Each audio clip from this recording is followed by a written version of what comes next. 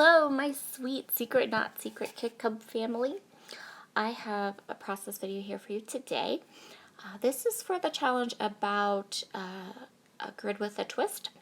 So for my grid, I wanted to do something a little bit different and a little bit fun.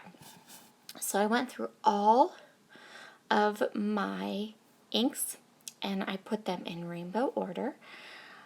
I think the majority of these are Altenew inks, except where I needed to add some colors to make my rainbow work. I used some Leah inks, I don't even know what those are, and some distress inks. I also discovered that I need some new Altenew inks, especially in blues and purples. So mini ink pads are fabulous for a number of different reasons, one of them being you can do this with them. So I decided to do a messy kind of mosaic ink grid. I'm going down through all these different colors, and really all you have to do is give them a twist and they work.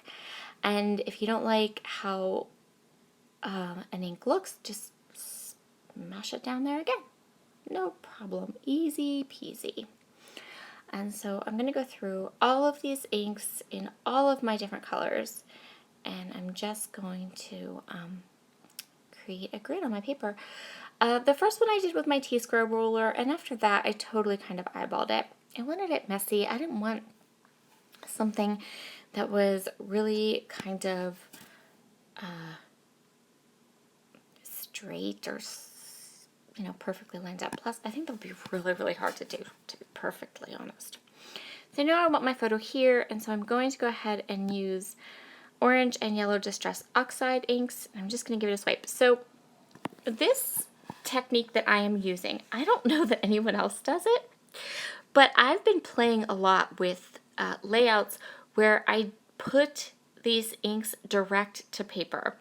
And I'm finding that you can do a lot of really fun stuff with these inks. Both the mini inks and the large inks, the Distress Oxides, you can create some really fun, interesting techniques with these inks just by applying them directly to your paper.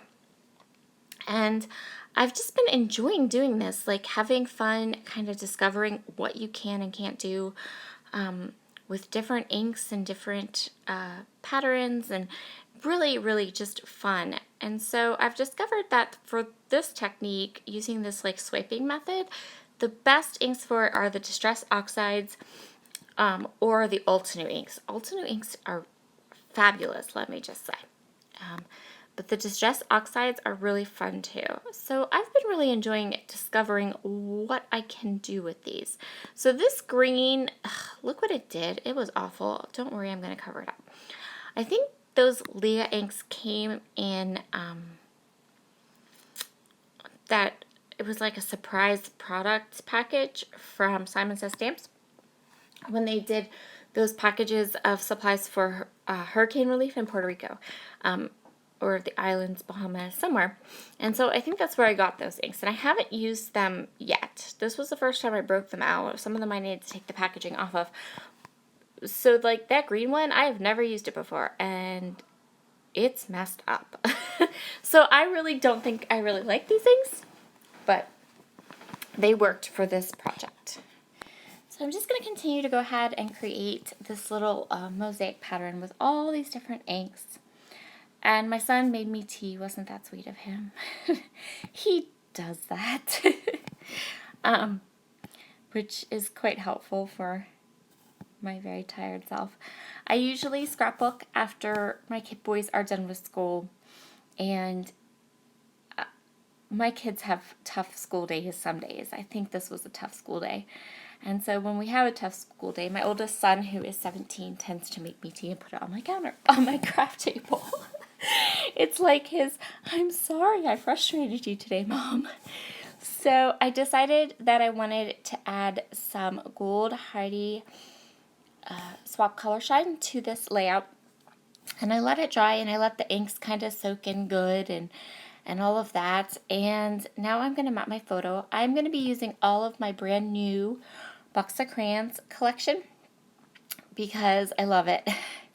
And my photo is black and white, and I have the rainbow stuff going, and just, you know, perfect.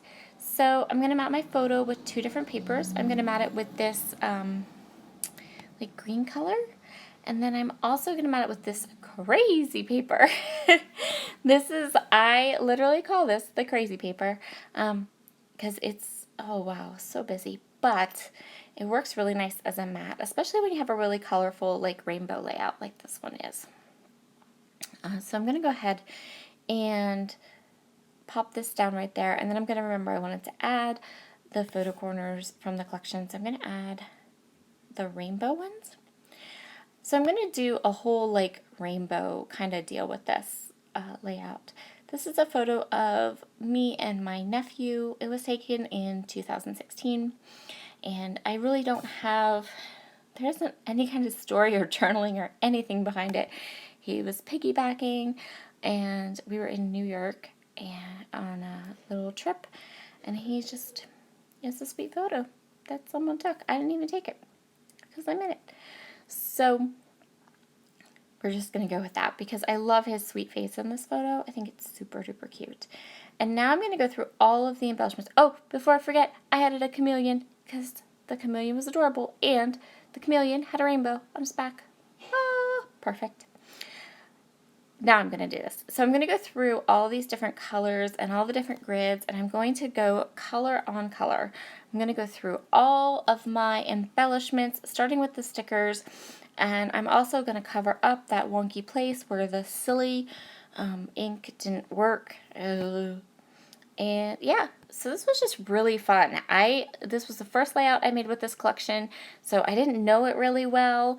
You know, I didn't know what was really there. I hadn't really had a chance to work with it at all, so I went through all of the embellishments I had, and I put a collection of all the different embellishments I have. It was kind of my way of kind of learning the collection, I guess, to some extent. And then I'm just doing color on color for all of the different little blocks. And I think in the end, every block got something on it.